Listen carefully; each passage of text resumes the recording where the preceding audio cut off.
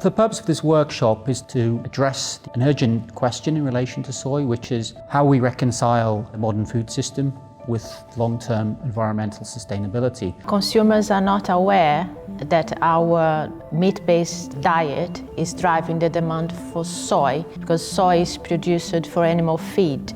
And this causes change in land use, it causes deforestation, it causes habitat loss. So what we're doing today is bringing together researchers and practitioners from across the world to think through in an integrated way some of the science and to apply policy recommendations for things that we can do in the future. The Cerrado is the main production region of soy in Brazil. I think people are finally finding space in their discussions to be able to shine a light on the patterns that have happened so far and the impacts that different policies that are being discussed could have.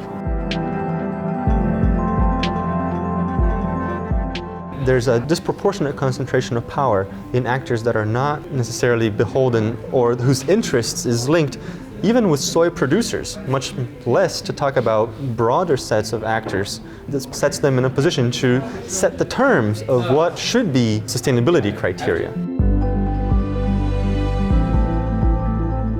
Multi-stakeholder initiatives are a way in which private actors have organized in order to introduce some sustainability goals into value chains. A company cannot do it by itself, so you need all the actors in the value chain in order to change practices, even to define what sustainability is.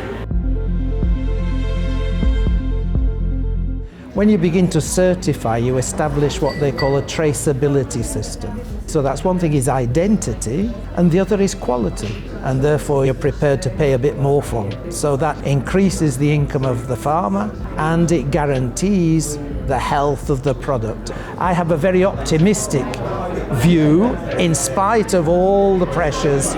We are looking for a holistic approach. This approach is giving more synergies from a grower perspective and the needs from the industry.